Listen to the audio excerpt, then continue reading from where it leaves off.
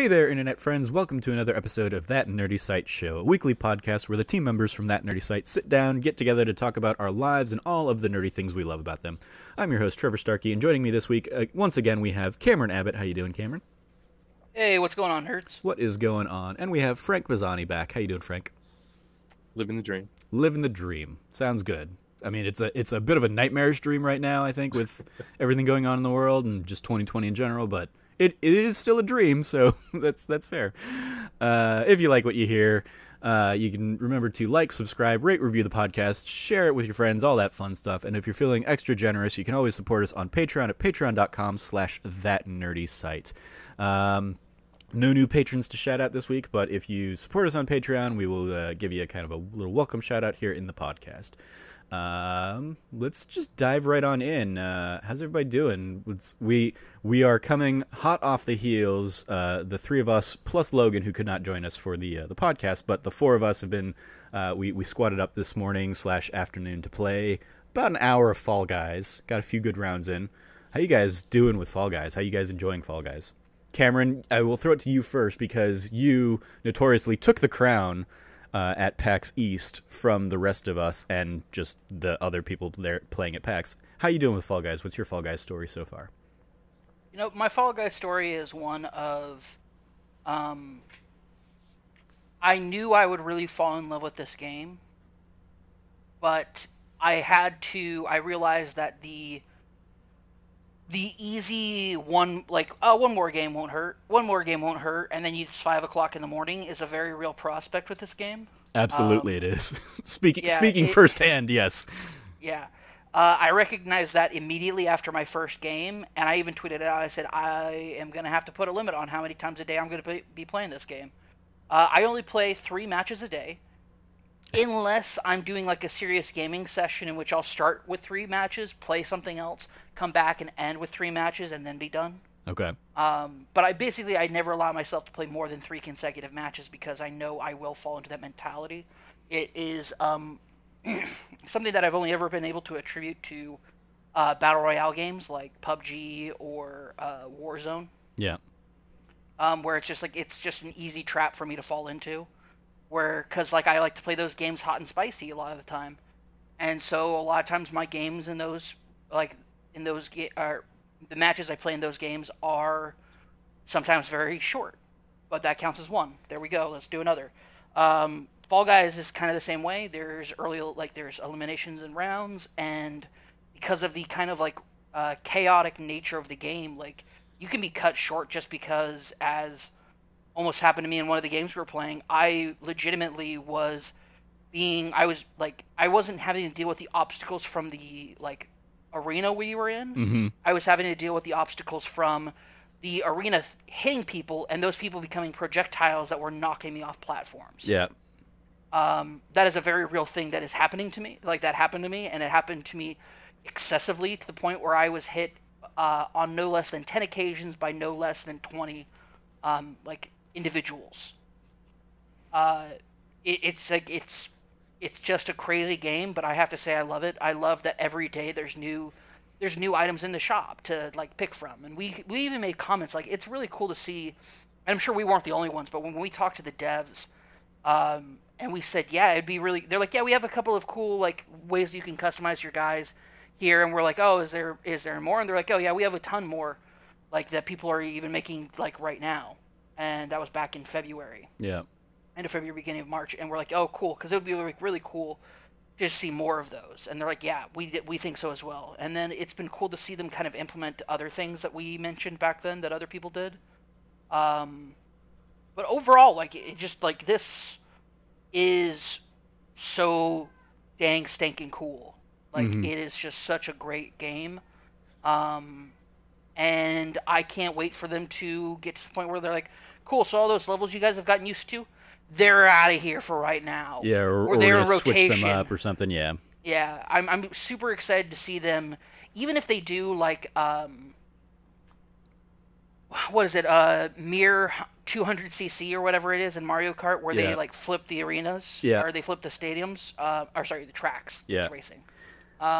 If they did that, they're like, oh, by the way, some of these arenas are now mirrored. like that will totally screw with some people, and it'll be fun. Yeah. And it'll be exciting. That's the thing I'm looking forward to a lot right now. As somebody who's played a lot of the game so far, I'm up to, I think we said 16 or 17 wins at this point. I picked up one with you guys this morning. Thank you to you guys for squadding up with me so I could get that squad goals trophy in our first game out. That was an exciting little batch. Right? Was it our first game or was it our second game? I don't know. It was our first game. Was it our first? So I had back-to-back wins there because I also won the game that I played right before we hopped on together, and I didn't even catch that.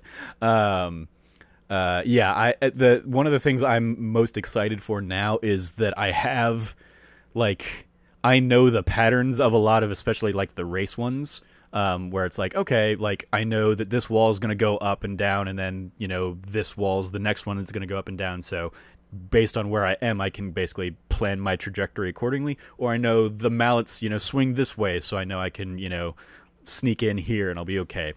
And I would love like them to play around with like the randomization of some of that stuff, to keep it a little more fresh and be like, hey, you thought it was going to be this one, or just make it random and switch which angle the mallets are swinging at or something like that. Can you imagine if they flipped fruit shoot, and the ramp up, just going goes down? The ramp just goes like shoots you up to the top or something. Oh no! I'm thinking like it shoots you down, and so you have to deal with like the projectile fruits like coming from behind you, and that's the idea I had. Like you flip it. So you're saying like Crash Bandicoot style or whatever, where you're running away and it's behind you. I mean, yeah, that'd be interesting. You could do that, but I was also thinking like they could also shoot them at you, so you have to deal with like the projectiles of the fruit like bouncing around. Gotcha. The moment they hit it. I don't know. I just had that idea just now. Like, oh, that's a fun thing they could definitely do. Yeah. I also want to note, like we mentioned, like this was our it was our game of the show for 2020 pack. It's weird that it's weird that we had a PAX in 2020 and that we were there just 5 months ago.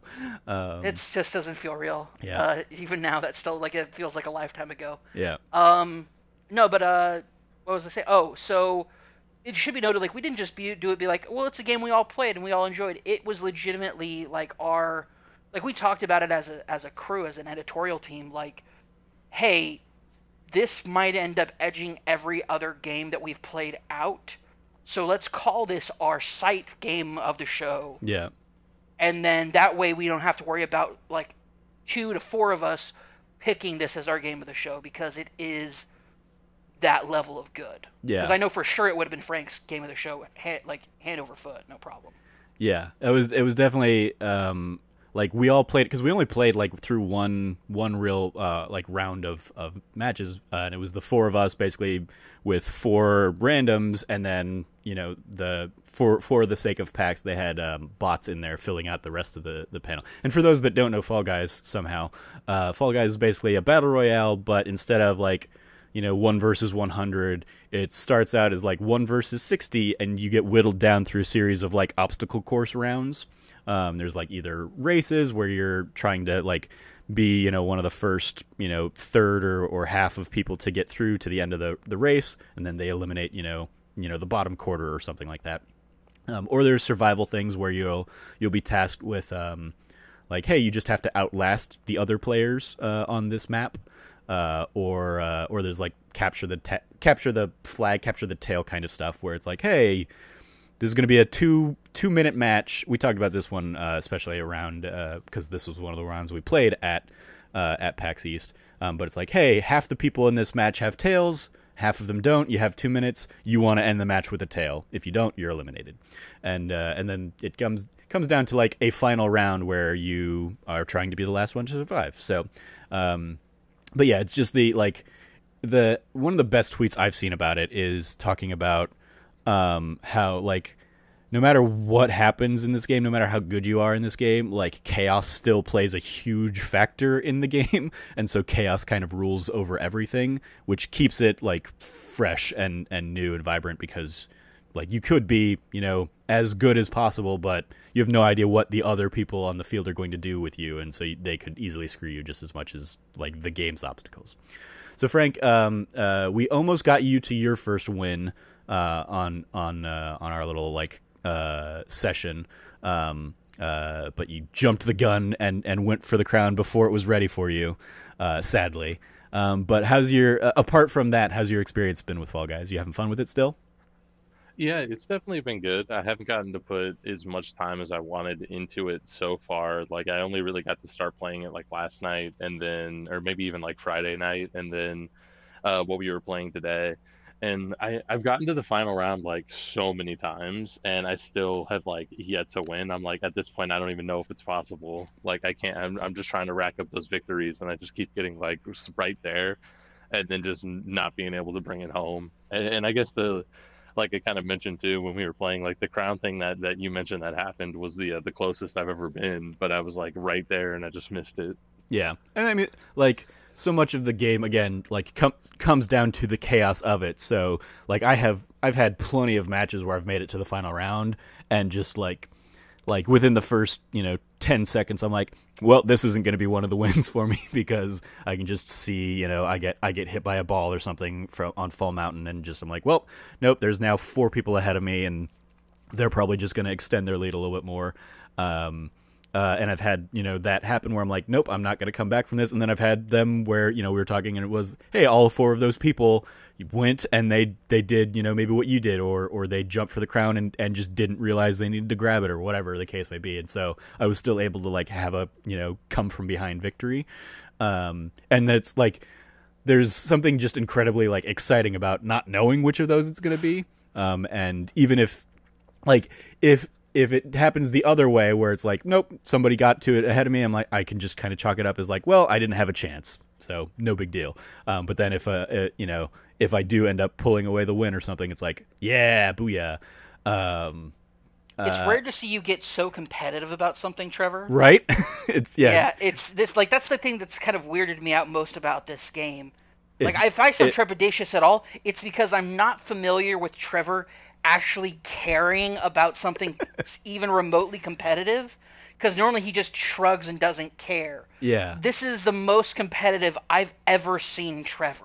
So, and that goes into like one of the things, because like I got super into Fortnite for a few months there a couple summers ago, and I played. Yeah, with... but I don't pay attention when you get interested in garbage, Trevor. That's fair, right?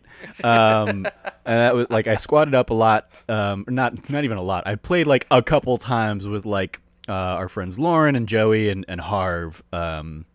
Beard in the Hair, I think is his. Yeah, his shout out Twitch. to Beard in the Hair. He's awesome, dude. Yeah, he's great. So I played like a couple things with them, and we picked up like one squad victory or something. So I got like one of the fancy gliders or something that you only get from winning a game of Fortnite. But then like for the rest of the time, I pretty much played that game solo, or I played like the team matches because I had a lot more fun doing like 50v50 kind of stuff in Fortnite, as opposed to I'm going to go around and like hide for most of this match and then do nothing, and then lose in the final moments when it actually comes down to skill. And so like the elements that like I love about Fall Guys are that there is chaos. So like you can have a terrible round, but you could still like make it through to the end if you're like if you kind of know what you're doing. And there are elements where like I have figured out, good strategy. Like the first day or two, I absolutely hated the level rollout of Fall Guys, which is one where it's basically like 5 rotating platforms that have some obstacles on it, and it's just a survival one. So you basically just have to, not be one of the first 14 people to fall or something is usually what that is. And I was falling every single time in that one. And so I got to the point where I was saying like, fuck this level, take this out of the game. I hate this one. And I've gotten to the point where like I figured out the strategy or a strategy that works for me on that one. And I haven't fallen on that in, probably 3 or 4 days or something at this point. So like I appreciate that like there is an element of this game that I am able to kind of like figure out the skills and figure out a strategy that works for me. So like all things considered, all things equal, I'll do okay in it. And I'm really only falling victim to chaos, versus, something like I said with Fortnite, where it was like, I could have maybe eventually gotten better, but like there's always going to be shooters, like people better than me in a shooter. Whereas like in a platformer, I'm like, it can go either way. Like I feel much more comfortable about my skill level at a platforming game. But also the fact that like victories actually mean something in this one, and that like if I get crowns in this, which is what you get from a victory, you can use those crowns to get like the costumes and stuff like that. And so like there's something to like reach for there for me, that is, and plus it is just like, hey, yeah, like, a round is 15 minutes or something like that, and it's just like it's going to be either a lot of fun, or I might curse a few times and get mad at my controller or something like that, or I will just be like, oh, like fuck my team because I didn't have a chance. Like in one of the rounds we were playing today, the soccer game came up, and a couple of us were on like one team, and we just immediately started dominating, and the game ended up being like 11-0 because the other team was completely getting like fucked over, to the point that like people on that team were like quitting out of the game while it was still going on. So like it started out as like 8v8 or something like that. By the end it was like 8v5, and only 2 of those 5 were even actually trying to like go after the ball. And so, like, I've been on the other side of that, and I will absolutely be, like, furious at, like, my team being like, what the fuck are you guys doing? Why aren't you doing better? But then I can still chalk it up to, well, there's no way I could have won that one with that team. And, like, there are moments where I'll be like, I wish this game would take out the team games. But then there are other moments where I'm like, but that, like, makes it that much more fun when you do win, knowing that you're, like, hampered by potentially other players that are completely screwing this over or something like that. So yeah, it's and I definitely don't get competitive. Like I almost never play competitive online stuff. And so it is the fact that like I can play this one by myself, for the most part, has been great. I mean, squatting up with you guys was like a ton of fun, and I would love to keep doing that, especially because you then get an advantage in the team games. But even there, like we still lost one of the ones, even when there were like 3 or 4 of us on the team, because that's just how the cookie crumbles sometimes. But yeah, it's also definitely a weird sensation for me being like so into this, and I don't know how long it'll last. Like I definitely want to get to like the level 40 of this first season. And we were talking about this earlier, like I don't envision I'll ever be at the level where I'm going to get that trophy for 5 wins in a row, which is just absurd. And shout out to like the 0.1% of people who actually have that, whether they got it like before the servers were remotely stabilized and that day 1 or whatever. Because the most I've been able to do is back-to-back wins. And even then it's like I completely luck into those, because I will have like Hexagon is one in particular that even if I use like strategies for it, is still like just a crazy crapshoot for me. And I will usually lose that. So if I get that as like the end game, I'm like, well, I'm probably not gonna win this one. I have once or twice, but I'm not expecting it. So yeah, it's definitely a weird, like it is also hitting at like a great time where, there's not a giant game, like having finished Ghost of Tsushima or something. Like I'm not really at the moment like playing a longer form game. So I am in a nice place where I'm like, I can hop in and do a few rounds of this. And it is that thing, like you were saying, Cam, where I will hop in, like, yeah, I'm going to do a few rounds of this. And then like 4 hours pass. I'm like, I should really eat food today. So just one more round and then I'll go grab food. And then another hour passes. I'm like, damn it, I need to go get food. And because it is absolutely addicting. It is that like one more round, one more game. Maybe if in this next game I get, whirly gag or whatever, I'll be able to, get the path to victory or something like that. And there's something very like fun and exciting about that. And it does like, I mean, the fact that I'm semi good at the game absolutely plays a factor in like why I'm competitive about it. 'Cause I'm like, yeah, I can win this one. Hooray. Yeah, but I can appreciate that, like, you have no idea how to respond to that, Cam. That's absolutely fair. But sorry, Frank, back to you. So, maybe we'll get that win, but you have had some fun playing and getting close and stuff. Do you have any favorite, like, match types or favorite levels of the game? Or any ones that you're just like, fuck this, I hate this one so much? I definitely am still trying to get over Fall Mountain. I've been doing better with it, and like I even almost got the crown in that last match there. One of the ones I like a lot that I know you're not a fan of is the slime one, where like the slime is rising up. I love the design of that one, and when I do well in it, I love it. It's when I suck at that, and I just have like one of those off matches that I'm like, ah, damn it. But so I actually really love Slime Climb. I just it is very much like I'm either gonna do well in this one or I'm gonna be very quickly eliminated in this one. I think that's definitely fair because even the first time I played it, like I got stuck on the like beams you have to try to like run across, Mhm. and the slime ended up getting me. But the other two times I played it afterwards was when I was playing with you guys, and I did really well both times. And I was able to qualify, like make it all the way to the end. So I was like, oh, I think I finally got that like track down where I can just make it through most of it. Especially the beam part, I did like first try. I just like I figured out like the exact pattern to try to like jump across those.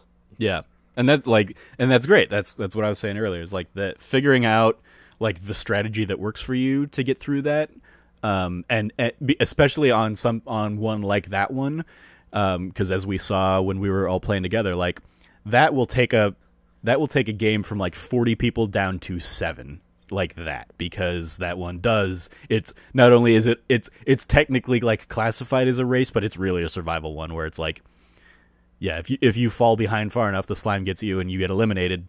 Versus like most of the other race ones where it's like, hey, if you fall off the map, you just get respawned somewhere and you have to just kind of like progress through. That is one that actually like will take you out of the match. So if you can figure out like the strategy that works for you and makes that like a solid like level for you, especially something like that one, it's like, okay, you're usually going to make it to the final round if you can get through that. So I love that like you found the strategy that works for you there. How about you, Cam? Oh yeah, sorry. Back to you, Frank. Sorry, the last one that I do like a lot that I have yet to. I don't want to jinx myself, even maybe like Logan did, but like the one I haven't, I haven't. I've always won on this course, and I've even gotten in first on it. It's that one that has the sliding doors, and it ends with like the slime ramp that Mm-hmm. you have to like jump off of. Yeah. That's another one where I've nailed the ramp, and I watched so many people fail it, but I'm just like, nah, like I have my strategy there, and then just the ramp jump down, and that's the one I always do well on. Like I've always qualified on that map, and then I've even come in first on that map, which is cool because then you get the trophy for that too. Yeah. There's something equally rewarding for me in coming in first in a race and coming in last in a race. Like coming in being the last one to qualify. Like being the last one to qualify is almost like more cathartic because like the tension is certainly there, and you like being the one where it's like, okay, you made it, and then anybody behind you got cut. Not being like a troll and just waiting at the end. I mean, like naturally, you just happen to be the last one through. Is like weirdly very cathartic. I do want to touch on you like brought up Logan there. We were playing when we were playing together. Logan had made the comment that he's always made it through the first round. And then immediately didn't make it through the first round. Like in that same match that we were playing, he was like, "Yeah, I always make it through the first round," and then he did not, and it was like He's like, yeah, I can imagine not making it through the first round. Yep, and he jinxed himself. But yeah, that the one you're talking about there is another one like that I was saying earlier. Like I know the patterns of those walls going up and down at this point, so I know like based on what I'm looking at, okay, that one, like that spot's going to be down, so I can beeline it for there and jump past or whatever at the time. And so like I look forward to if they're able to randomize that kind of stuff and which walls come up and which walls go down, instead of it being like a preset pattern that is just going to be more or less the same each time. Oh, by the way, I put something it's great. in our Slack. Huh? Oh yeah, something in our Slack. I saw that. Yeah, the I don't like. I know I've seen the guy who that meme is based on. He's an absolutely shit guy. I know, yeah, but it's the guy dude. sitting at like the fold out table. My mind. Yeah, and you said like what all pigeons are bad guys or whatever. All pigeons are the worst. Change my mind. Is that what it was? I saw it come believe through. It was. Let me go ahead and pull this up here again real quick. all pigeons in Fall Guys are toxic. Change my mind. Yeah, I like that has like that was definitely like the first couple days or whatever. Or at least that's what I saw. I also saw like especially, and it's interesting because you had to buy the like the expansion pack or the whatever it was, like the $10 pass for the game to get it. But like I saw a lot of pirates being very toxic early on. And I feel like it changes with like whatever is in the shop that day. In the beta, wolves were considered the toxic ones. Yeah, I mean, that seems possible, seems likely. But like at the same time, like I was playing around last night, and I was like, is there just like something going around? Because there was like not one squad. Like if it was like, oh, there are 4 people in match, I assume like, oh, they're probably all like in a party together and decided to like wear matching outfits. But I saw like 8 or 9 people that were just green beans wearing like wearing the like the heart underwear, and that was their outfit. I was like, how did like that's not the default, so how did that many people just decide like they were gonna be wearing that? And I was like, I'm very amused by that kind of stuff. As well as like yesterday, I was excited because I was racking up the wins. I was able to get the legendary Hotline Miami attire that came out this week, which was like 5 crowns for each the top and the bottom piece. It's basically like the rooster jacket. And where like having that yesterday when it had first come to the shop was good. I saw a lot more of them today when we were playing. So like people are clearly either racking up the wins or they're getting the extra crowns from the battle pass or whatever. And so seeing like those come and go, like day one, it was, hey, if you were getting a lot of win, you knew somebody had a lot of wins because they had the owl outfit. Because like you needed crowns to buy that in the first day and stuff. And so like it's fun being in the battle royale ish from the ground up, I guess. Like I didn't play any of the beta, admittedly, because it was when I was like, I already know I'm going to enjoy this game from packs. I don't need to reach out to people for codes or whatever. I'm just going to hang out and wait until it actually comes out. Not like I definitely would have gotten like a little bit more of a grasp on a lot of the other games, and I wouldn't have had to like deal with the learning curve the first couple days. But even like my first night of playing, I think I racked up 3 wins, I think total. No, I had 4 wins, but only 3 of them counted because I did have like a server crash right at the end of like one of my wins, and I was like, damn it. And I never got the crown and credit for that one. So I will always have like at least one more win than any kind of actual formal record shows. But yeah, it's I'm definitely having a lot of fun with it. How about you, Cam? What are some of your favorite like match types or round types? I think to take a break from that, I don't have anything that I'm more favorable for and I'm against other than team ones. I despise. Mm-hmm. Because relying on other people in a game like this, I hate. Yeah. It's a reason why I don't like to play Battle Royale games in squads with randoms. I stopped playing Apex for that reason. Because they would force me to be in a squad with people, and I just don't want to. Because I don't want to have to carry people. And honestly, I hate having to carry my team through. Just due to gross incompetence. And so team games I despise. Any tail game, hate it. Yeah.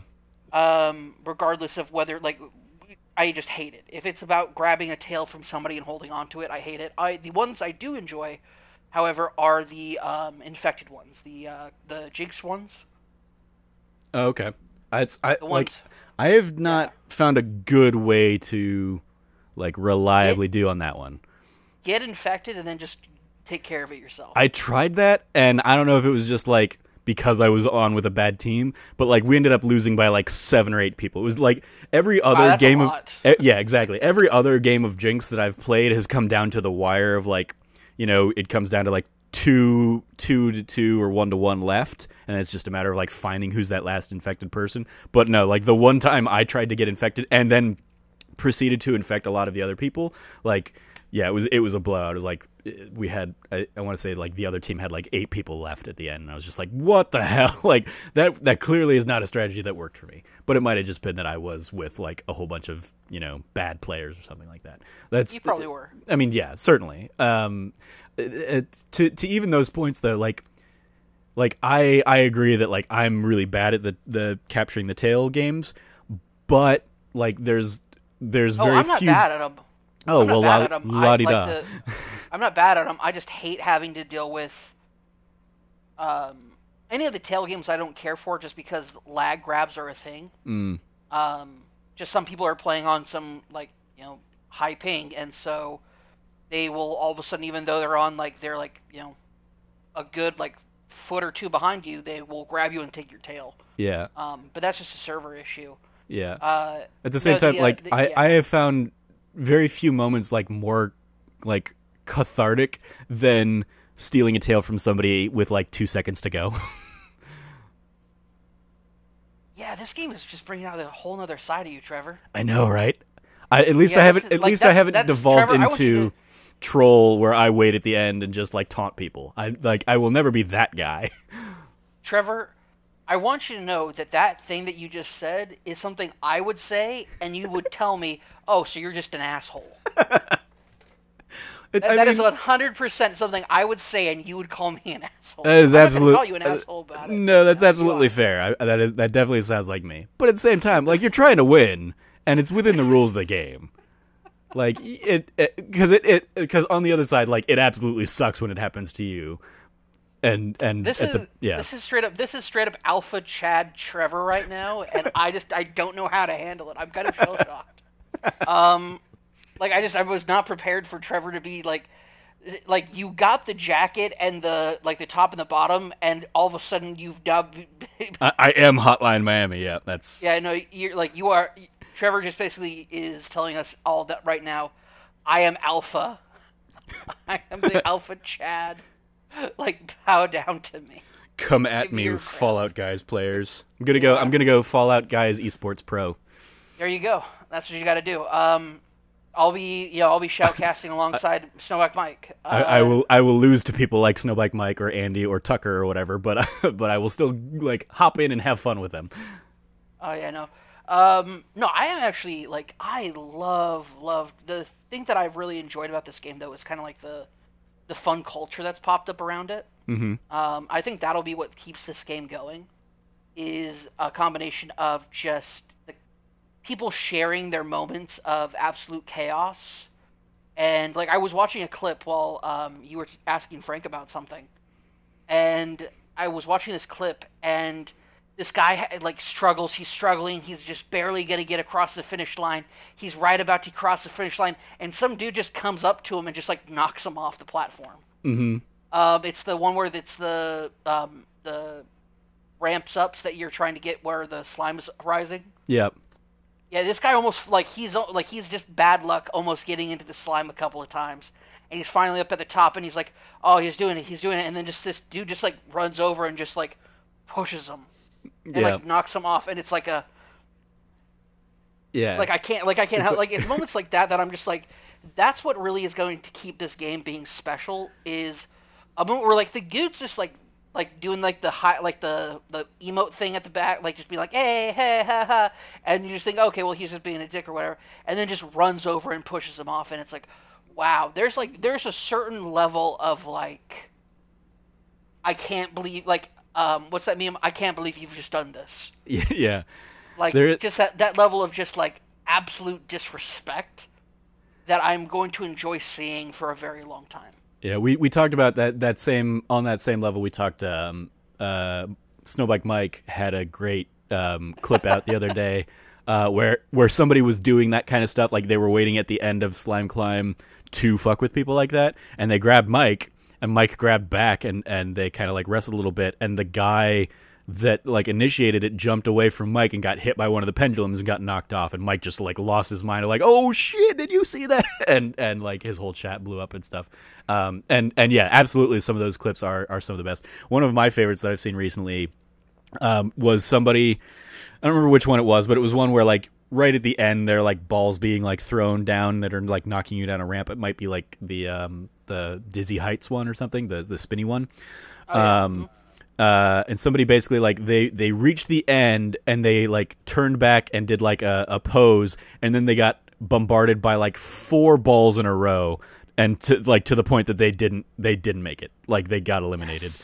And it was just like, and the guy like tweeted it out or whatever with like, I have the worst luck, and like I didn't like reply or whatever, but like you brought that upon yourself. Like you had the victory in your sights. You could have made it through, but you decided to like do the little emote showboat thing instead of just going for the victory, and then you paid the price for it.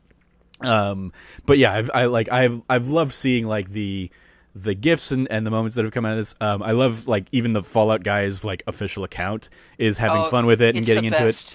I don't know if you saw the one, where it's like, I hate that this glitch exists, but it almost like this video almost makes it worth it. And it was like, the guy went for the crown, but he held on to the button, and there's apparently a glitch. So if you hold R2 at like certain ledges, you can actually like climb yourself up on them. And so he climbed on top of the crown. He climbed on top of the crown. It didn't count as the victory. He just climbed on top of it, and he's standing up there, and somebody else like jumps and gets it and gets the win. And it's just like, oh, that is absolutely brutal. And yeah, if that happened to me, I would absolutely be pissed.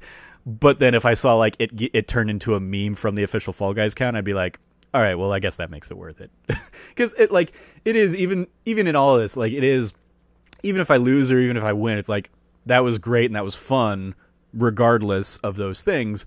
And also like in 5 minutes I'm on to the next one, or like, I mean, less than 5 minutes I'm like on to the next. In 5 minutes I could have lost the next round already, or the next match already. So I'm absolutely having a great time with it. I definitely have like my kryptonite things in there, even, you know, as I'm getting much better and better at some of the games. And yeah, like there are definitely moments where I'm like, I wish team things weren't in there, but when like there is also still a fun like joy and catharsis when like it becomes absolutely clear that like in Egg Scramble or something, where like both teams decide yellow is not progressing through this, or gold is not progressing through this, and we're gonna steal all their eggs. And so like you end like ours did earlier of like, you know, blue has 20, red has 24, and yellow has 2 at the end or something like that. Mm-hmm. It's like, that was fun so long as you're not on yellow's team. And I love that. I don't know if you guys have played this one a lot. It's one of the rarer ones I get, but it's 3 teams and you guys are pushing a ball to the end of like a track, and then like once you get to the end of the track, actually. I love that one because that's another one where it's like there's a good mix of like you're working together as a team, but then also like you can really easily mess up the other players to buy your team time, or so like I will get to a point where about like once we've got like the ball halfway through the track, I will run ahead and figure out which team is like the furthest ahead, and I will just get there and act as a blocker. And a lot of times they will not be expecting that. And so like they'll push the ball and it'll drop into that center section, and they'll be like, why did the ball stop? Because they didn't see that I'm standing there. Yeah. And so yeah, that's absolutely so many like of people like you, Trevor. Yeah. I have absolutely demolished people like you who do this. Uh-huh. In that one, because like I have watched as like teams basically ruin themselves doing what you're talking about, where like they're like, well, I'm gonna go out there, and then a couple of people are like, oh, I'll go out there too, and so their ball doesn't even make it halfway down the obstacle course. Yeah, like half their team left, and it's just like, look at you jabronis. Look at you absolute grade A morons. You've screwed yourselves so badly, and you can't even stop my team because we're all hitting it in unison because we're a collective unit.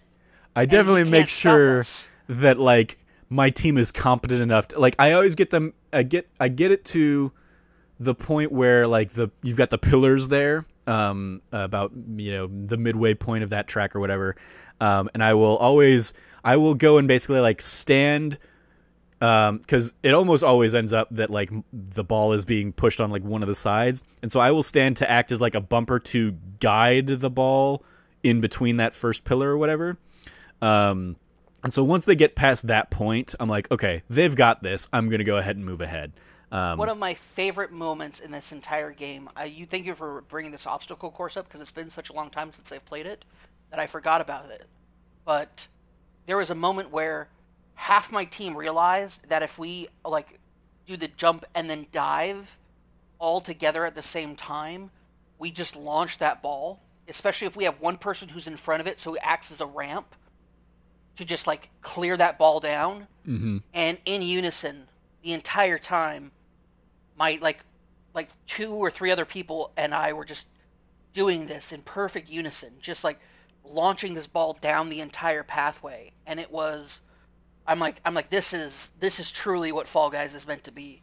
And then we had a bunch of, like I mentioned earlier, a bunch of jabronis from other teams trying to sabotage us. They couldn't stop us as we were one single unit of just Fall Guys, just headbutting our ball straight towards the goal. Mm-hmm. Just, I'm like, it's moments like these where it's like, okay, this has been really cool. Yeah. And then there's moments like where I can't carry this team. My shoulders aren't broad enough. My back is not strong enough. I can't carry you all with me. I'm not Samwise Gamgee. I can't do this. Yeah. But it's fun when you do. Oh, it's awesome when you do. When you're like, when you can just like look at like everybody else and you're like, you only made it through because of me. Yeah. You sad sacks of crap. That's Like, I've gotten so. The one where you jump through the rings. I've felt that a couple times on that one. Oh yeah. Mm-hmm. Where I'm like, I am I'll look at the score and be like, I have probably gotten half of our team's points jumping through those rings. So like, y'all owe me. And yeah, I like that's absolutely a fun feeling. Yeah, during the Jinx one, I had a similar experience where I know for a fact I took down 8 guys minimum. Mm-hmm. How in the world did we lose? Like, yeah. What happened where all of a sudden we had like a monster lead to where we are now, where we have lost? Like, I took down 8 guys minimum by myself. Like, what happened to our team? Yeah. And then I look over and I just see a bunch of dudes just hanging out in the middle of the ring, just like standing there. And I'm like, you absolute maroons, you grade A morons. Like, I just want to destroy you all right now. The worst feeling I had so far in Jinx was when somebody on my own team jinxed me. I was like, why would you do that? Like, that's one of those things I just don't understand. Like, or when it's like the team tails and somebody like on your own team grabs your tail. I'm like, why did you, like, this isn't whoever has tails at the end wins. This is like, you don't gain anything by grabbing my tail. Now I just have to go get somebody else's tail. Like that's definitely where that's their move. I mean, yeah, that's somebody. Yeah, like yeah, that's again, like there's so much fun to this game. There's so much frustrating moments, but like I still find so much like humor and fun in the chaos of a lot of those moments where I'm just like, I don't like I'm less angry at that person and just more like incredulous like disbelief of like, what did you think that was going to do? How did you think that was going to help us? And so yeah, it is absolutely a game that I'm loving and look forward to continuing to put more time into. Like I said, don't think I'll ever be at the lengths or the skill of being able to get the platinum on this one because of that like 5 wins trophy, unless they eventually open up and do like, hey, do private matches or something like that, where it'd be like, okay, maybe I could conceivably, you know, do something like that where I can kind of like cheese some of those trophies. But until then, I'm just gonna keep having fun with it. I'm not trying to get the platinum on this one. If it happens, awesome. That'll definitely feel like an achievement. But it really is like, yeah, I'm having fun playing it. And then when if I don't have fun playing it with without other people, like I absolutely have fun playing it with you guys. So if we can, you know, get together more often for some more of these like squad streams and stuff like that, could be some fun. So I think that's enough Fall Guys talk though for this round, unless anybody has any final thoughts on Fall Guys. But yeah, otherwise, we'll close with you, Cam, talking about a little bit more Ghost of Tsushima. But I want to give Frank a little bit of, because you wanted to give a nod to Fast and Furious Crossroads. I'm guessing you haven't played this or anything, Frank, but you at least wanted to shout it out that it's out there for the world. Yeah, right? I honestly, I wanted to at least give it a shout out, like while we're talking about kind of games we're playing and what's new or what what's out right now. One of the biggest games of the fall season that we're about to launch into is finally here. Fast and the Furious Crossroads. Yeah. I Did you see Tim's tweet about the game? He was excited about it, right? Like he was really into it. Yeah. Is that the one that I saw? I mean, it was so yeah. He had that, and I saw one that he said that like 10 minutes into the game, somebody kind of introduces a car, and they talk about how they fished the car out of a lake in Miami or something like that, and it's the car that Tyrese and Paul Walker drove onto the boat at the end of the second movie, and so it's basically like. I think Tim's tweet was basically like, this game definitely knows what it is and who its audience is, because they're definitely like having fun with that kind of lore of the game, I guess. I don't know, but yeah, I can't imagine that game's actually any good. I will say, Nate Two-Headed Giant on Twitter said the Fast and Furious movies really didn't make good use of the foreshadowing that Dom's Charger was definitely haunted/cursed. Ben Bellevue, Mr. Bento Box, friend, former member of the site, friend of the show, said, asterisk, yet. And then I replied saying, you're telling me that the scene from the latest trailer isn't proof that his car is possessed by something so powerful neither heaven nor hell could let it roam free, and that Dom's father didn't bind said creature to steel and oil with the power of family? That's all you need to know about this game. I mean, I'm pretty sure that is exactly how Han got brought back. Is that the ghost haunted Charger somehow used like its powers of possession? Like Han is actually probably the physical embodiment of the Charger. That's probably what's happening. Oh, I think he has been brought back as the prophet of the Charger. Mm. The Charger was just like, there is nobody eating enough snacks to justify like that, and so they brought back Han. Like the Charger literally brought Han back to life, because Jason Statham's character did kill Han, 100% did murder him, but the Charger decided, I want Han to be my prophet, brought him back to life, and Han's back, and they're like, how's Han? How are you alive? And he goes, your Charger, man. And that's it. That's all they're gonna. That's the only explanation they're gonna give. And if you don't know this lore, this deeply Dark Souls level hidden lore, like that's on you. Like you're not a real fan of the franchise. Then I'm sorry. Yeah. Like real fans will know why Han's back. All right, that's all you need to know. Yeah. Can you imagine like in another version of this world where we would have already seen Fast and Furious 9? How weird that is. That's true. That is super weird. God, 2020 like done fucked up a whole bunch of stuff.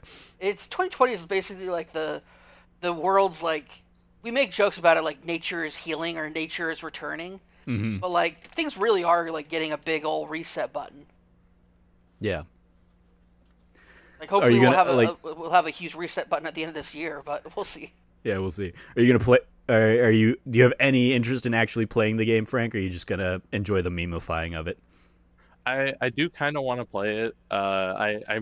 Because I think it's $60 right now, and that's not Jesus worth it to Christ. me. I think it's $60. I think it's like a full retail release, as far as I'm aware.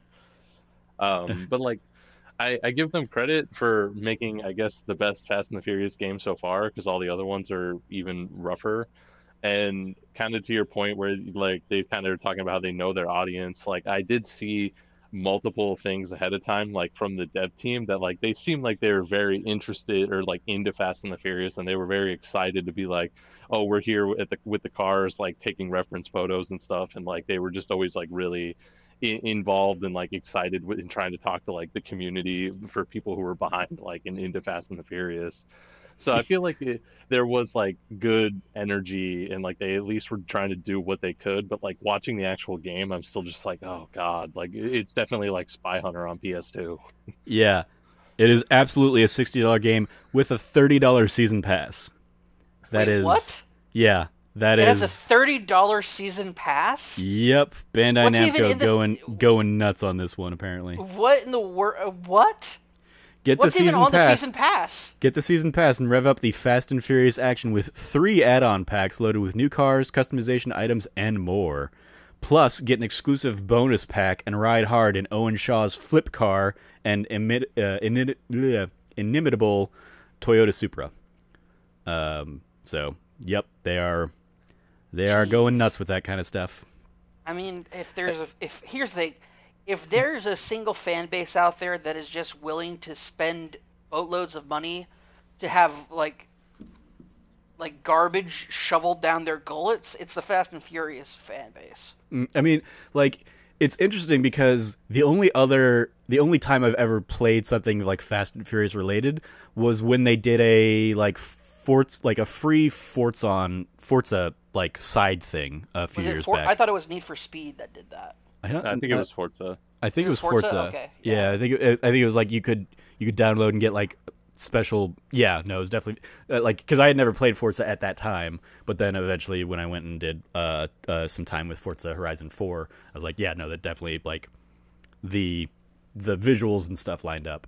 So like I hopped into that because it was free and it was dumb, and I like did a race or two in that, and so yeah, now that they've gone full into like, hey, we're gonna do theoretically a story campaign, because I remember I watched one of the trailers and was just like, wow, this is really dumb. This is so dumb, and it just got dumber and dumber. But again, like, that's what Fast and Furious is. Like, we can love the series or whatever, but like, I think I'd like to hope we all know it's like really fucking stupid. Like, no, I also need to preface when I said like if there's a fan base, etc. Like what I said, I mean it. Like it's like this thing is it's garbage. It's junk food. Fast and Furious is like the premier junk food brand of film, and it's popcorn munching, soda sipping, good times having, just movie watching. Like it's just good. It is the Mountain Dew and Doritos of movies. 100%. And I will say, like, Tokyo Drift is the live wire / you know what, Dorito brand, the only Dorito brand I actually really care for is Cool Ranch, so it's the Cool Ranch and Blue and Blue, there you go. It's the Cool Ranch and live wire combo of Fast and Furious films, man. We won't dive down into this, and we'll do this. We'll eventually, I'm sure, do some kind of like series that is like, hey, let's watch through the Tokyo Drift or the Fast and Furious movies. But like, Tokyo Drift is one of the worst movies I have ever seen. Period. Like, I don't understand the like the people who love Fast and Furious who love that movie, like yourself. I just don't get it, because it's just so bad. And it is so terrible. And hate 2. I mean, like, 2 is also bad, but 3 is like leaps and bounds worse for me, in my opinion. So, like, I don't understand the Tokyo Drift stance. I actually have a theory. People who've worked long periods of time in customer service, especially over the phone, are used to people sounding really stupid and dumb. So the main guy doesn't bother them that much. Yeah, like people are like, he sounds so terrible. Like, how can you even stay listening to him? I'm like, dude, I used to listen to people like him all the time. Like, I don't know what you're talking about. Like, you listen to these people with their janky like Southern accents. Like, when you work for some of these companies that I work for, like, you hear from these people all the time. Oh, I mean, I worked customer service at a Sam's Club for a few years, and so I don't know. Sam's Club. They really deal with the dregs of society at a Sam's Club. I mean, there were especially the people who go to the customer service desk at a Sam's Club. Yeah, they are the worst. Admittedly, though, it was the one in North Scottsdale, which has since closed. I've found out. I think they closed even before like all the pandemic stuff. I think they just like shut down that store. But I remember like working in North Scottsdale at that Sam's Club. This was like 15 years ago now at this point, because God, I'm getting older. But I remember like the things people up there would return made me realize, oh, this is how North Scottsdale people are and stay rich. They don't actually spend any of their money, because it would be like people that would come and buy a whole like big old like they clearly were doing like a party or something that weekend, because they would buy a shit ton of desks or like table like folding tables and stuff like that, and decorative urns or whatever, or like all sorts. They would spend like $1,000 on stuff, and then like Monday would roll around and they would just return it all. And it was like, okay, So it wasn't even a rental fee that you like paid. We just gave you all your money back, so you just didn't spend any money on like this stuff of the party. I mean, like, I guess I respect it, but also fuck you. But yeah, there are stores for that, and it's called Spencer's. The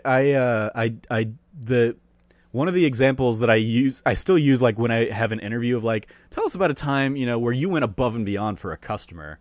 I tell the story about how somebody brought in a mattress that like was 10 years old or something like that, and they had the receipt. What?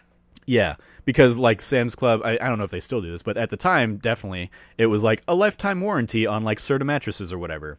Oh yeah, there you go. And so they brought in the receipt, but like the receipt was old enough that it didn't have like the barcode at the bottom that you normally see now, and it had faded in like just the right places that I couldn't find the item number, and I couldn't find the price. Like the price wasn't on the receipt anymore, so I had to dig through like product catalog books from like 10 years earlier, and I had to like go onto like the Sam's Club like internal servers to like search for the date of this, you know, this order, and basically find when it would have been, when they would have sold it, and how much it would have been.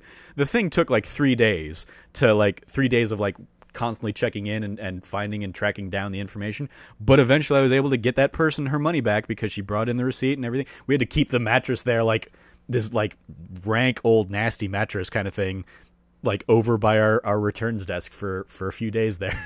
But like found it, tracked it down, got her money back, and she left the store with a new mattress. And was like, she was totally cool and understanding of like, I get that like the receipt isn't in the best condition. I appreciate that you're looking into this for me, because like worst case scenario, we would have like just kind of like found an estimate or something and give her like the store credit for it. But I'm sure like, that's yeah, what she was probably expecting. Exactly. But and I think actually she might have even wanted to like be done with it in that day, but I think I basically like talked to a manager like, I can find this information, it's just gonna take a little while. And so yeah, she was like, well, as long as I don't have to bring it back, that's fine, I guess. So we were like, yeah, we'll keep it here, we'll, you know, keep all your information attached to it and all that stuff. And so yeah, that like, but yeah, we dealt with crazy people at even at Sam's Club in that customer service department. So I don't know if that like puts holes in your argument or not, but it's also been like, again, 15 years since I was doing any of that. So, and I didn't watch Tokyo Drift until like 3 or 4 years ago. So maybe enough of that like customer service bent has washed out of me that I just absolutely still thought that guy was an idiot. Like you listen to people with terrible accents all the time. Oh, it wouldn't even like his accent is one of like the least annoying things in that. It is just how bad of a performer he is. And it's interesting because I've seen him in other things that I've liked him fine in. Like he's in 42, the Jackie Robinson movie with Black Panther, whose name escapes me right now. He's like one of his teammates in that, and like the teammate goes from like, I think he has like that arc of being like, oh, he's racist, but he comes around, you know, he becomes a better guy and defends him and stuff. And he's like fine in that. He's like good in that. And it to the point that I was like, who is this guy? I like this guy. And I looked him up and saw that he was Tokyo Drift guy. I was like, holy shit. So well, this is the thing. He paid for those acting classes with the money he got from Tokyo Drift. Sure. So we had a good performance for him going forward in everything he does now, versus what it took for him to get there. And guess what? I'm happy to support that acting choice. He's coming back around. We'll see if that actually sticks and took when we eventually see Fast and Furious 9, because he has been teased that he's in that, at least in some kind of part. So give us some redemptive moments for this guy and Lil Bow Wow too.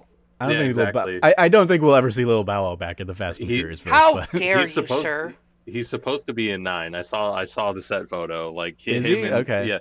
He was next. He was standing right next to the guy from Tokyo Drift. Like, and then I think even the TD crew back in the game. I no, but literally, I think it's their entire crew, because they were standing next to this other like Asian dude, and I'm pretty sure he's the same dude who was part of Han's crew in Tokyo Drift. So I think they literally got the entire crew, even just like the side people who don't even have names. I don't think.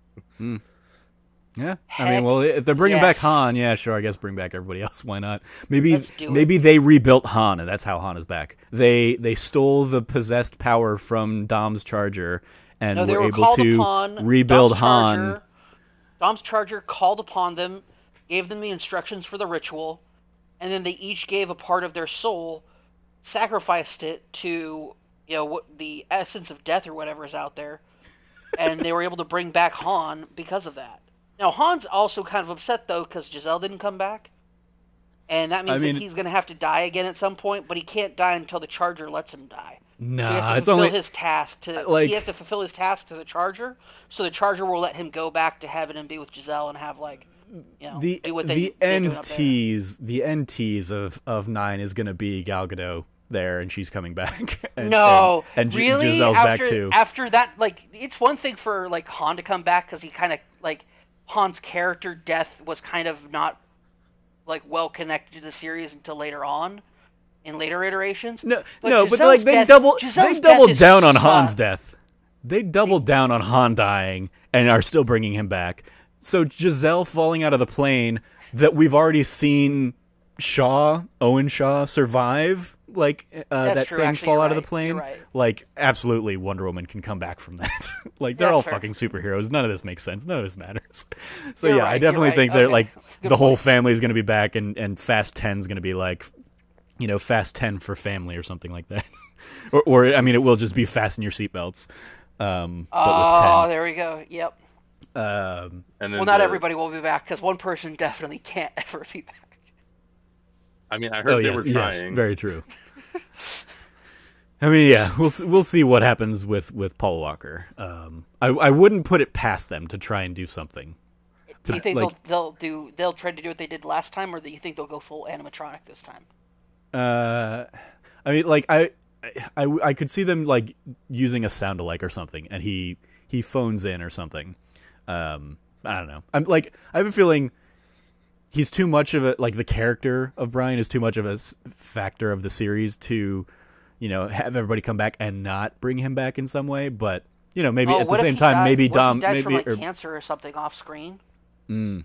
And they're so Fast 10 opens and it's at Brian's funeral, and it was just and they're like, oh, he's for real dead though because of cancer and stuff. It wasn't a big action death. He got to pass away surrounded by his family and stuff. So it was a nice peaceful death.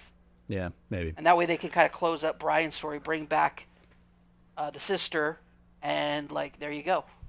Because she's back too, right? Yeah, she's coming back in Fast 9 somehow. Oh, there you go. All right. Yeah, well, Brian's got to stay home with the kids. She's gonna go out this time instead, and there you go. Oh yeah, it makes sense though because John Cena's their brother. John Cena is John Cena's their brother. This movie is so good. It's already it's good. John Cena is Vin Diesel's brother. Already the movie of 2021. Well, this took a different turn. I thought we were just going to riff on Crossroads and talk about how dumb it was, but yep, we went full into Fast and Furious talk. So thanks, Frank, for bringing that to the table. That frequently happens when I'm involved. That's very true. Yeah. I won't say too much on it before we dive into Ghost of Tsushima, but I also apart from when I'm getting tired of my wins and Fall Guys, I hop over to the Avengers Beta. And so I sat down with the Avengers Beta this weekend, did pretty much all the little missions in there. It's very much like Destiny plus Avengers and Marvel stuff, and in third-person action. It's fun. I see myself having pretty much the exact same trajectory as with a Destiny, where I'll put a lot of time into this, probably most of it being solo. Maybe if we some of us get together and squad up or something, that could be some fun too. But especially because they're giving you the hey, you can squad up with AI companions. The AI is good enough, and especially if you level them up individually, because they are your team members, so they're as strong as they are, and they have the gear that they have when you play as them. And it's fun. I played through pretty much all the little missions in the game. It's definitely got an interesting variety where some of it is hey, you drop in, you fight one wave of enemies or something, and you go capture 3 control points. over and over again for 5 minutes and you're done and that's it. That was the mission. Versus like some that are more wide open world. There's one area that like in particular reminded me a lot of like Cosmodrome from Destiny 1, in just kind of its size and vibes and stuff. So yeah, it's like I had fun with it. I think the characters are, most of them like I had fun playing with. Some of them more than others. Like Iron Man in particular, like once you figure out how to handle Iron Man's like flight controls, I thought he was actually a lot of fun to play as. But I can also see a lot of people not having fun playing as Iron Man. So it'll be interesting to see kind of how that game pans out. But I had fun with the beta here. I got all the decorative faceplates and stuff that I need for the eventual final version of the game. So I don't know if I'll hop back into it any of the next couple weekends, but it was a good time, and it's definitely like fun, mindless beat 'em up stuff. It is very much like Marvel Ultimate Alliance, but like better. Flashier and there seemed to be putting more of a story effort behind it. So we'll see how that all plays out. Yeah, I just don't think I'm gonna get into it. I'm not gonna pick it up. It's just I'm kind of like superheroed out for a lot of stuff. Okay. And like this is something that I actually was what was it? It was like something a little while ago where like this came up and I'm like I just could do without like a superhero thing for a while. Like Spider-Man for me was such a great experience. That I saw like Avengers and I was like cool. And then I was expecting something more like Spider-Man as like something of a game, and then when it's like, oh, it's like Destiny, and it's like, I don't like that's the thing. I'm not like I did not pick up Marvel Avengers 3 or Marvel Ultimate Alliance 3 for a reason. Like I did not want to play a game like that. I don't have interest in playing a game like that right now. And for it to come through and be like it's like that, but it's also like a little bit of Diablo, it's a little bit of Destiny, etc.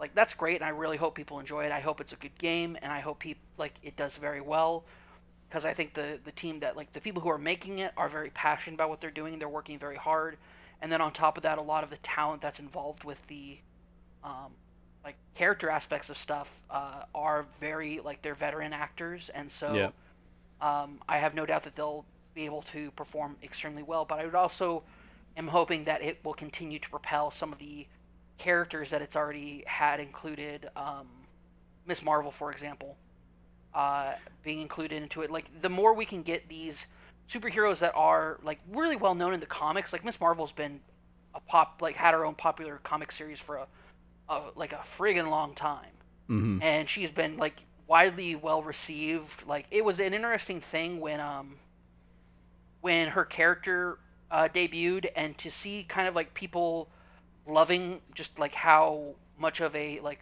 just a fun personality she has, and how her comic was super fun. Yeah. That like even people who are normally like, don't keep your politics or keep your SJW stuff out of my comic books were like loving her stuff. Like I saw people who I didn't expect to be like for a like, people who normally would be like, well, they're just trying to like include diversity for like, political points or for diversity's sake. Those people had their mouths shut because they were busy reading the comic book. It's really, really good. Like if you're interested at all in comics, you're interested at all in Miss Marvel, her comic series, at least her initial run, is beyond fantastic. So to see her get a kind of like a little bit of a spotlight, not as much as the Avengers and the promo stuff, but for her to be able to get some spotlight is awesome. I mean, based on the beta, I definitely think this is going to be as much her story as anything, especially because she ends up being your point of view character, basically. Because like, really? Okay. Based on what we've seen in the A-Day trailers and stuff, like the Avengers, exist.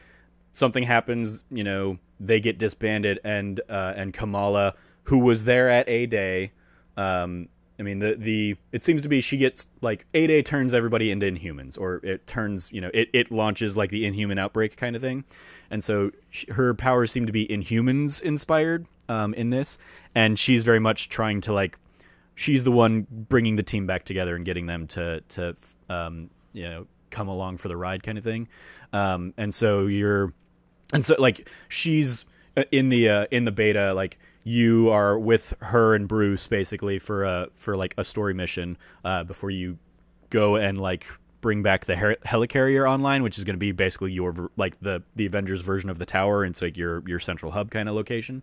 And like she's just having all these fun like little nerd out moments. There's a whole bunch of stuff where like she's looking at all these like artifacts and stuff, and she's just geeking out.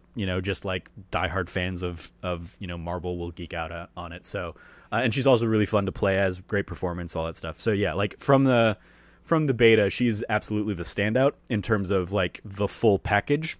I'd probably have more fun playing as a couple other people than I did as her, but in terms of like she is the new fresh compared to everybody else is just doing a new take on a character that I know of now pretty well from the MCU stuff. So like Nolan I think is great as Tony Stark, and I think Troy Baker is having a lot of fun with Bruce Banner.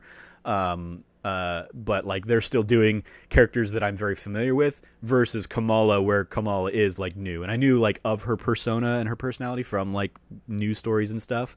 But she is very much like fangirl. She's talking about these like, there's one point where it's like you have to, disable or hit a bunch of buttons or something like that. And she's talking about how she created like a fanzine or a fanfic of like a couple of characters doing this, and she's like, I never thought this would be something that like a real Avenger would do. Not that I'm a real Avenger or anything like that. And Bruce is just on the other end of the comms, just kind of like chuckling along, and it's just like, yeah, she absolutely is a lot of fun. And so I definitely think this will be her, especially like to the wider public that isn't just people playing or people reading comics. This will absolutely be like the biggest stage that she'll have been on for a while, which will set the stage because she has been announced for like a future Marvel slate of things. I think she's going to have a TV show, and then we'll cross over into the movies and stuff. At least I think that's what I remember seeing in like a Disney Plus presentation.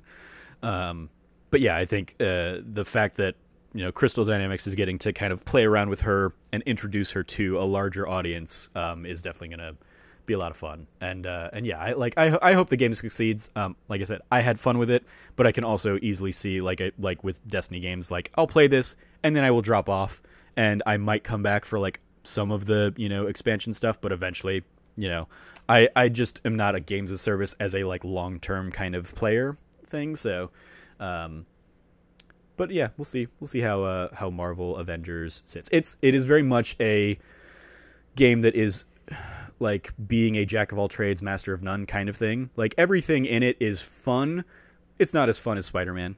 And I even was thinking as I was playing around as like Iron Man, I'm like, oh, I really need to still go back and play Iron Man VR, because I imagine Iron Man VR is a more fun Iron Man experience than this, but it's still like it's a good enough experience. Everything in Avengers feels good enough to be fun, even if it's not going to be like the throwing Mjolnir is not as fun as throwing the Leviathan axe in God of War, but it's still fun for the little bit that you get to do in the beta. So that's my Avengers beta impressions. So let's close out the show. Cam, you've been playing a little bit more Ghost of Tsushima.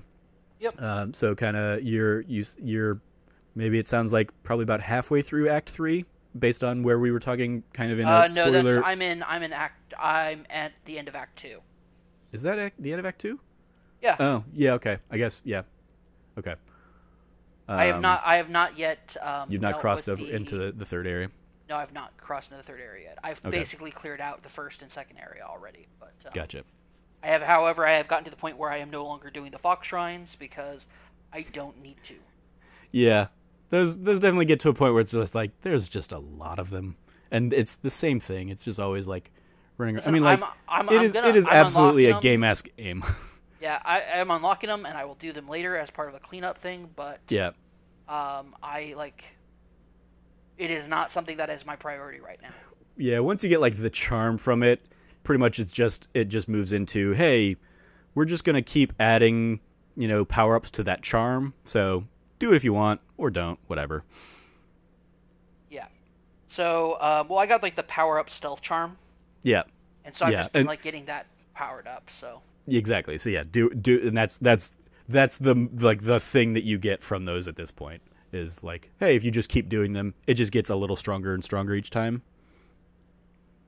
you're not going to get like new charms or new abilities or anything from those shrines. So yeah, like the reward for running around and doing those little like chasing the fox kind of things wasn't as great.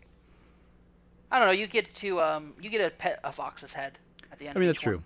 so that's worth it.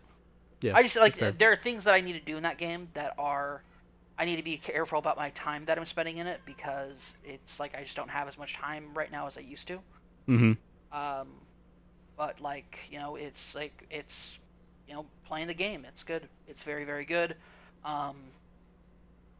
I have to say like I found right now I'm using this is not really a spoiler so much as it's like just some information. I've maxed out the Kensei armor. Okay. Did you ever max that out? I mean, I maxed them all out. I'm trying to remember which one the Kensei armor is, because like I definitely didn't switch the armors around all that much. Oh, okay, it's the one where you have like the straw on your back and like the fur. With I'm really more cool rice with the really cool rice paddy hat. So I'm trying to. I'm more like aesthetically, I didn't really identify or like attach onto any of them. So I'm trying to figure out what the benefit of the Kensei armor is. It powers up your ghost weapons. Okay. It's the one where you look like Yojimbo. Gotcha. You get it from. This is also not from dueling the Straw Hats. Yeah. Yeah, that one. Mm-hmm. That's cool. the one that I'm using a lot because it looks awesome. Cool. Yeah, I think have you unlocked the ghost stance yet? Yes, I just unlocked it. Okay. So there's one set of armor that like reduces the number of kills you need to like trigger that, and I think that's what I ended up using for most of like my end game, because I was like, well, like the fewer kills I need to enact that thing, the better. Cool, great. It was either that or I would use the there's an armor that increases the amount of enemies you can take out in a standoff. That's the Sakai armor, the family armor. Yeah. Yeah. So yeah, I basically juggled between those two at the end pretty much. But yeah, I was never like I just kind of went with whatever I had, and unless I was going in for a specific purpose, I wasn't really switching out my armor all that much. Like it I probably would have made life easier for me a little bit if I would have been like, okay, well, I'm clearly dying a lot when I'm trying to take out this camp, so maybe I should switch to whatever is more amenable to the playstyle I'm enacting right now. But I just didn't pay that much attention to it. I only switch between the Sakai armor and the Kensei armor. The Kensei armor I use most of the time when I'm just like roaming around or stealthily doing stuff. The Sakai armor I equip if it's like I go to a camp and it says the like bonus stuff you get is for doing standoffs, or if I know I'm going to be going up like into a situation where I'm probably going to start things off with being in a standoff, I will like, or like I have a mission that's going to need me to be the distraction, because I'll just like clear out waves of dudes with that. Yeah, I definitely got to the point in that game where I was just like, all right, like if I can stealth through, cool. If not, I'm just gonna like hack and slash the battle through the battles with a lot of these guys. And I really enjoy the stealth aspect of that game. Have you encountered? Because this is something I didn't realize is going on until somebody mentioned it. And by the time they mentioned it, I'd already finished the game. So it was like I was trying to think back of like if it's something I actually was dealing with. But it sounds like there's a hidden mechanic where the more you use the ghost abilities, the worse the weather gets. No, I barely have. Oh, the ghost abilities. Like the more you act as a ghost and you're backstabbing people and killing people in stealth and stuff versus like the honorable samurai. It sounds like the more you use that kind of stuff, you get or also well, I don't want to. I don't remember what abilities you've gotten or not yet, so I'm not gonna. I won't say the other thing I'm gonna talk about, but yeah, the. You're saying if you somebody was saying that, and I was like, it makes sense because you want adverse weather as much as possible because it's easy to hide in. Yeah, and that's like at the same. Like I was like, that might have been the case, but also I feel like I was also just like I thought thematically I was just getting worse weather because. The island, and it's like building up to the climax of the end of the island or whatever, but like when they brought that up I was like, oh, okay, well, that's interesting. It is unfortunate because like so much of that game has just such beautiful vistas, especially when not. I know you're playing in Kurosawa mode, but like Oh, just even in Kurosawa mode, it's beautiful. I mean, yeah, but like the vibrant colors and stuff that you get in just the regular mode, like I made the joke, and then I just started actually like looking for it. Like I made the joke that like 90% of that game takes place at the golden hour, and I started like actually like trying to like think about that and review it as I was like playing the game. I was like, actually it does feel like they like speed up the time, during the day or at night, and then they prolong the time that happens at golden hour. It seems like it seems like golden hour happens like 4 hours before sunset or something like that. Yeah, I couldn't tell you goes that. through. Like, I mean, if you were to I tell couldn't me, either, but there's like, only like a couple of ways I can tell that it's nighttime versus daytime. And oh yeah, especially how you're playing, yeah, with the way I'm playing it, yeah, no, like it's like, is it cloudy? I don't know. Yeah, no idea. But yeah, is it nighttime? Like... Yeah, because it said I had to wait till it was nighttime. Yeah, and I like that at least the game like automatically will just do that a lot of the time. It's like we'll go in at night and just like okay, and then it just like cuts to the nighttime mission or something like that. It's extremely cool in Kurosawa mode though, because they'll be like, it's gonna do that because it does like a really cool like the transition just feels really cool. Mm-hmm. Like you're watching an old samurai movie. Nice. They do a lot of things to get like tailor that in towards that, like you're watching an old samurai movie. Mm-hmm. That is just stand out. Just such a great way of building this game, putting it together, and like drawing from the sources that they clearly are drawing from for this game. Yeah. I was actually listening to some people talking about it, and they're talking about like how I forgot. Like I won't stick to this, but I've heard like from other people that Japanese developers are upset that they never thought about making this game. Because it's like it's kind of like it's like when what's a good parallel to this? It's like an event in history that's cool, but you wouldn't have thought to make a game about it. Okay. Yeah. I'm trying to think like actually, you know what? A good example of that is probably Assassin's Creed Origins. Mm-hmm. Like the era of the where you have Cleopatra, like the rise of like Caesar's Rome, that era of time where Egypt and Greece and Rome and all these places are intricately tied to each other in a very like unique way. Like the city of Alexandria still exists. And is like, the tower, like the Library of Alexandria exists in this world. Like this ancient world that we oftentimes when we think about like what this world was probably like back then, we think it's little more than cave people. But the reality is that like they did have this vibrant multicultural society throughout these different countries. And I think that that's a good example of that. Like you wouldn't think like, oh, we're going to do an Assassin's Creed game, cool. It's going to take place during a time when some really cool stuff is happening, but you're not going to be focused on being Roman or like in the center part of Egypt like that. You're going to be from a small town out in the middle of nowhere where you're basically like what is the equivalent of like a sheriff, and tell that story instead.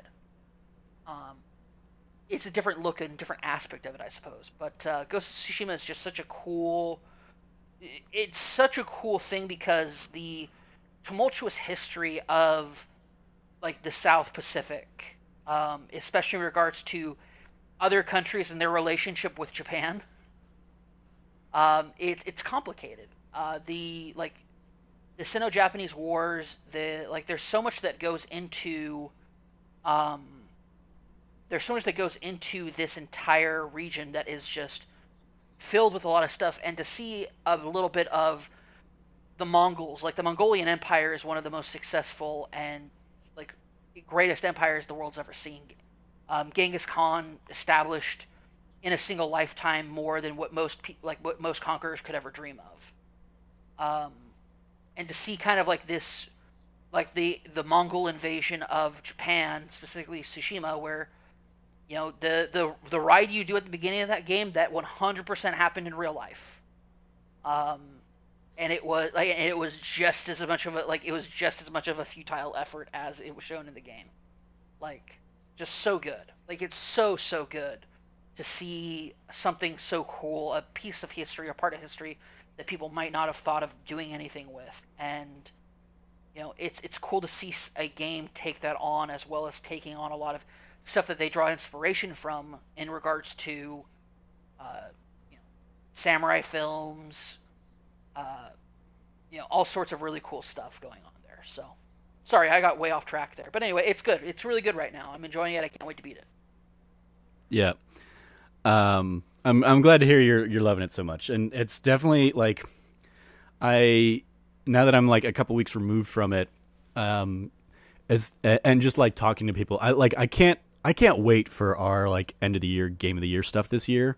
It's gonna be bonkers, man. Because there's just like last year was fine, and there were some good games, and like, but like we all had such different like tastes and stuff that diving into this year, where there are like a lot of clear like front runners for it, it's going to be fascinating to again see kind of where we shake out in terms of like just personal tastes and kind of the site as a whole. Well, it's important. We just did the spoiler cast for it with the three of us just recently did the spoiler cast for it, but The Last of Us Part 2, like, I think that game's going to end up in a lot of different places on our lists. Yeah, no, absolutely. And that's like, and again, like, speaking to us, I mean, so Logan is also playing Ghost of Tsushima, and he is very much loving Ghost of Tsushima, especially because he got super into Assassin's Creed Odyssey earlier this year and poured a ton of time in that. There's an article he wrote kind of celebrating Assassin's Creed Odyssey, and it's how it brings those kind of mythic characters down to like a realistic level that you can help identify them at. And so Ghost of Tsushima seems absolutely like really up his alley right now, and I know he's loving it. I don't know how far he's at in the game. I think he's still in Act 1 based on last time we chatted about it. But like he hasn't, as somebody who's like, The Last of Us 1 is his favorite game of all time, and he hasn't been compelled or driven to sit down and play Last of Us 2 yet. Like, I'm going to be if you had asked me at the beginning of the year if I would be surprised if he likes Ghost of Tsushima over Last of Us 2, I would have said that's never going to happen. But at this point, I'm like, I can very easily see him identifying and really enjoying what Tsushima is doing more than what Last of Us does, given like his personal taste. So he's another one that I'm just going to be very fascinated to see where like his game of the year stuff shakes out. I mean, really everybody, like Frank as well. I'm looking forward to seeing kind of where you sit down with everything at the end of the year, because this is a year that Persona 5 Royal, Final Fantasy 7 Remake, Last of Us Part 2, Ghost of Tsushima. I'm trying to think, what are the other? I mean, like Cyberpunk 2077 still in the mix. Oh, jeez. Like, God, it's gonna be. Oh, it is gonna be a year of juggernauts when all is said and done. And even, I mean, like right now, I'm having so much fun with Fall Guys that like it's not my game of the year, but it could easily be creeping up into like the top 5 or something like that, which is not something I like. I remember when I first saw Fall Guys as a trailer, I was like, "Oh, that's a fun idea for a battle royale. That's cool." Is there a big game coming out soon? I mean, Avengers is probably the next big one coming out next month. And anything then before then, like anything? No, I don't think. I think August is pretty quiet. August is pretty quiet. Okay. For some reason, I'm thinking to myself, I'm like, is there a game that I'm thinking of that I'm missing here? And I don't know. We'll see. I mean, yeah, it is a 2020 for like, especially I remember like Tim Geddes at Kind of Funny was like wondering if Final Fantasy 7 Remake would be like the last big game we get, because there was like a month or so there. I guess probably it was only a couple of weeks or something like that. But like Last of Us 2 got pushed because it was like, hey, we don't know if the world is going to be able to like, if the supply chain management in the world is going to be able to handle releasing games on that scale. Yeah. And so yeah, it would have been wild to see some of that kind of stuff shake out. I mean, like, other things in the running right now for me in terms of like game of the year stuff. Ori and the Will of the Wisps was great. It definitely had some like performance problems on a base level Xbox, but it was still fucking great Ori game. And then, I'm still going in and checking Animal Crossing on a daily basis. Doom Eternal was out there. Shoot, that's a game I need to pick up and play still. Maneater, obviously maybe not like Game of the Year material, but Maneater was still a ton of fun. So, yeah. 2020 been a good year for games. Maybe one of the best. Exactly, yeah. Here.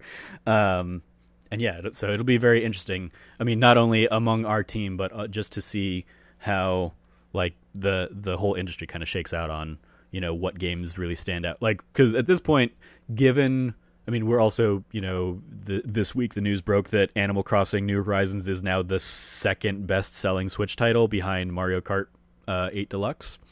Having sold 22 million copies in 4 months or whatever. And it's like, shit, good for that game, because that is absolutely the game people needed right now. My sister just bought a Switch. Nice. Shout out to her. And she hasn't hopped into Animal Crossing, but she picked up Pokemon Sword, I believe. Picked up Pokemon Sword, and I think Mario Kart 8 Deluxe, and then I think one of the Super Mario, maybe the Super Mario Wii U that got ported up or something, I think was the third one she picked. But she and I lived together briefly when I was in college, and we had the original Animal Crossing on GameCube together, and basically took turns kind of living on our little in our little village or whatever. So it'd be really interesting, and I basically have offered to give her free reign on all the stuff she needs if she ends up hopping into Animal Crossing New Horizons. So I'll give her a nice little head start on that, because I still have 30 million bells or something that I'm never going to spend, and have a museum full of fossils, so anything I have is just duplicates at this point. So but yeah, she finally, because she has been more in quarantine than I have. They really only do a monthly trip to Costco or something to pick up supplies, and then they pretty much stay in their house as much as they can. So I think she finally got stir crazy and basically hit me up, was like, hey, if you see any deals on Switches, let me know. And she ended up finding one independently of anything I sent her, but I basically sent her hey, if you want Animal Crossing, here's a good deal on an Animal Crossing plus controller combo. So yeah, we'll see how she does. But she's really enjoying being back in the world of Pokemon, because she probably has not played a Pokemon game since the Gold and Silver era, I think. But yeah, outside of Pokemon Go. But Nice. Anyway, yeah. So yeah, 2020 gonna be a wild year. Frank, you there? Did you make it back? Yeah, okay. I knew that you had bounced out for a little bit, but I didn't know when you came back. What's your 2020 game of the year conversation looking like right now? From what I've already played, I definitely think The Last of Us Part 2 is pretty high up there.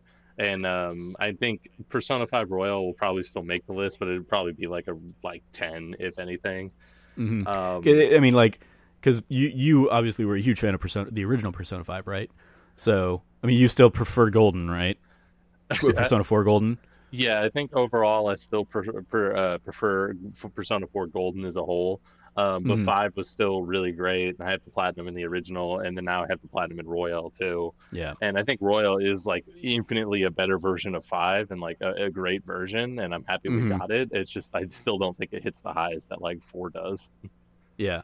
That's definitely one that when I get down to end of the year kind of consideration, I can already see myself subconsciously docking it a few points, because it's just a game of the year edition of a game that I already had in my top 3 a couple years ago or whatever. So it's I don't really know if I want to double dip and award that, versus Final Fantasy VII Remake, which does so much different with that game that it reaches whole new levels for me.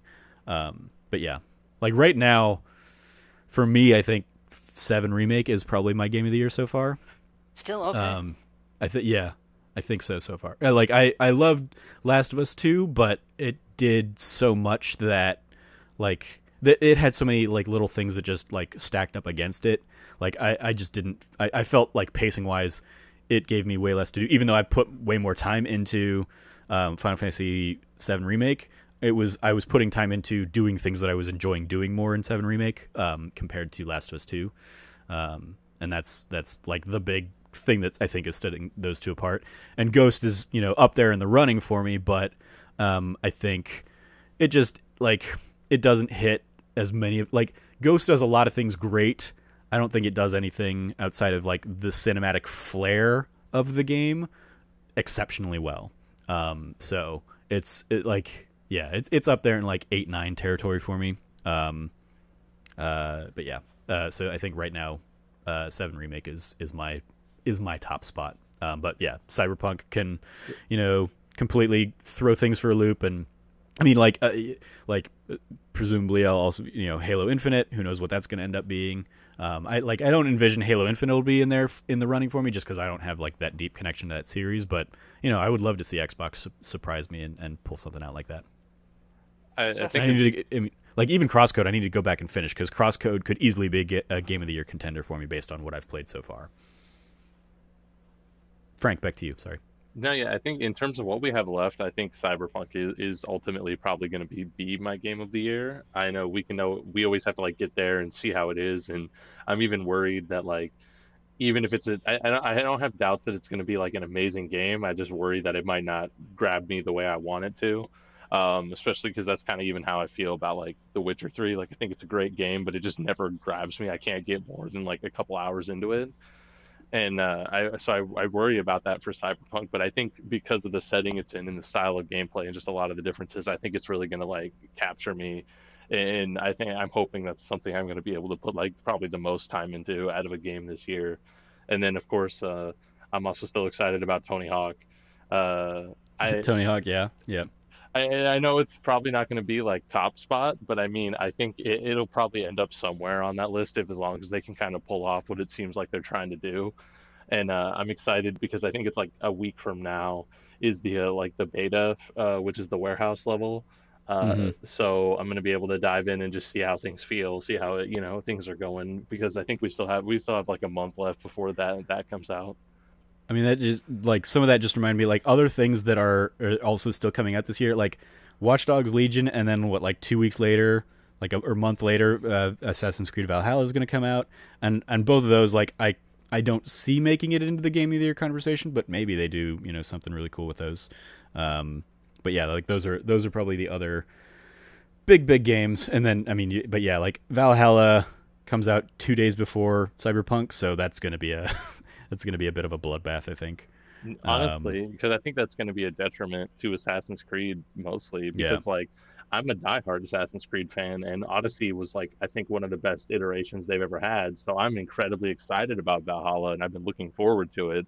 But then the second it became okay, our release date is within, even if it was it's within the 2 weeks or the same month as Cyberpunk, I'm okay, well, Cyberpunk's going to have all my time here, so you're just going to have to wait. So I imagine that I'm a diehard and I'm going that way, so I imagine that a lot of people are probably going to fall that way.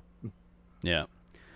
How's your stuff shaking out? Where in the conversation right now for you, Cam, is Ghost of Tsushima really scratching all those itches for you?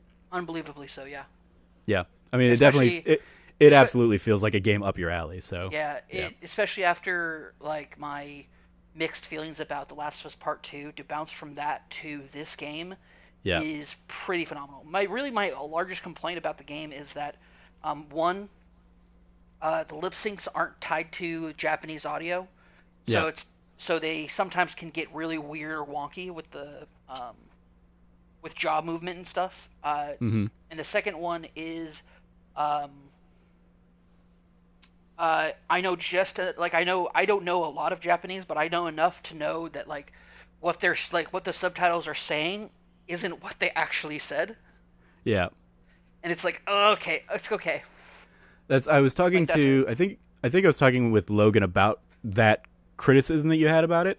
And Logan mentioned that it seems like they're trying to be he read something, I think, that they're trying to be faithful to feudal Japanese. That I wonder if I wonder if it is truthful to that Japanese versus what you're hearing. My big pet peeve is when the text says the person said Lord Sakai.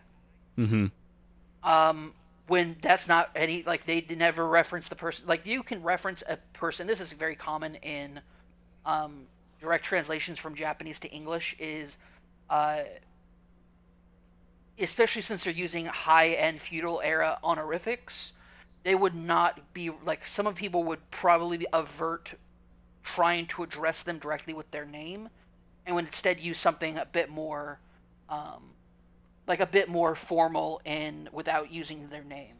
That being said, I will say, just like, sometimes it's just like, sometimes the translation on it is just like, that's an interesting decision. I don't know if I would have gone with that, but at the same time, I also recognize I don't know dick about translating. So I should also, like, a lot of times I need to temper that when I say and I give my opinion on this matter. I should definitely temper it with the idea that I am not a linguist.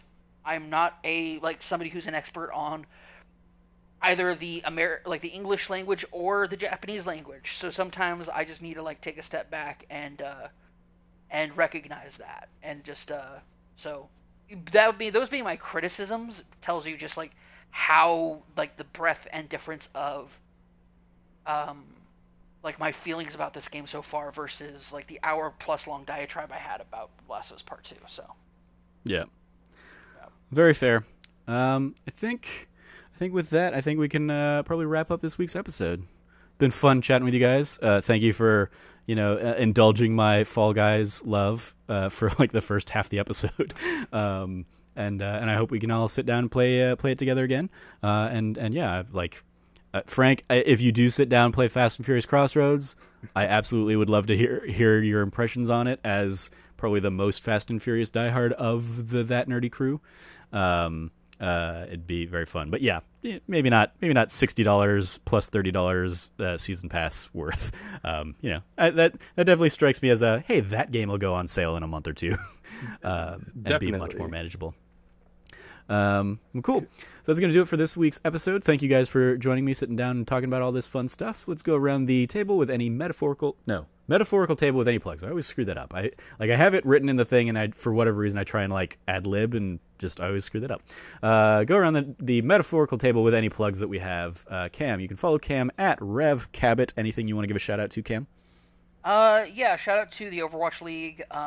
They're currently in their countdown tournament right now as they head towards the season finale. This has been a hard season for the teams, with just COVID-19 screwing everything up down to, like, they've had to scramble, and congratulations to them. If you are interested at all in Overwatch League, you probably know, as a New York Excelsior fanboy, I'm struggling because my team's struggling. We're having a hard time right now. But shout out to teams like the Shanghai Dragons, San Francisco Shock, and Florida Mayhem for really shining through in the countdown tournament that's been happening this weekend. So shout out to them. Cool. I haven't thought about Overwatch League in a while, so thank you for that update there, Cam. You're welcome. You can follow Frank at Irrelevant Jokes. Anything you want to give a shout out to, Frank? I don't think so. Not this week. Okay. Frank, you totally could have backed me up by saying, yeah, I want to give a shout out to the Overwatch League, guys, because they definitely need all of our support. Blizzard with the whole exposés going on about, like, people sharing their salaries to protest Bobby Kotick's $40 million or whatever. Yeah, Blizzard probably has some things they need to clear up there. But shout out to Overwatch League regardless. You can follow me at Trevor J. Starkey. Nothing per se to shout out really at the moment. Just kind of keep an eye on all of our podcasts. Oh, actually, I will shout out Ben and Chloe are wrapping up that Wannabe Film class with us. They did their last normal episode this last week, featuring Prince Jackson and Cam Hawkins talking about Moonlight. So go check that out. That's their last episode. And shout out to them just in general for kind of doing their spotlight on black representation in media the last month or ish. And they're doing one final episode that's just kind of them going to be bullshitting and talking about whatever, I guess, as a finale here this coming week. So check that out, and thank you to both of them for sharing their talents with us for the last handful of months. It's been a pleasure working with them tangentially through that. You can follow all of us over at That Nerdy Site, and you can check out thatnerdysite.com for all the latest, mostly podcasts at this point, but occasionally get some written stuff up there. If you like what you heard, please rate, review, like, subscribe, and maybe even consider supporting us on Patreon at patreon.com/thatnerdysite. Every patron gets early access to a monthly bonus episode of this show, and I'm trying to remember what this month's episode is. It's the three of us sitting down and talking, but what did we talk about? Was it what we're missing? Yeah, it's what we're missing in the quarantine times, right? Oh yeah, that conversation takes like a long weird twist though. Yeah, we definitely dove into much more like political territory than we normally do, but definitely check that out if you are a monthly Patreon supporter of $1 or above. Otherwise, that'll go live to everybody at the end of August. So, thank you everybody for joining me. Thank you, audience, for listening. As always, stay nerdy and be good to each other.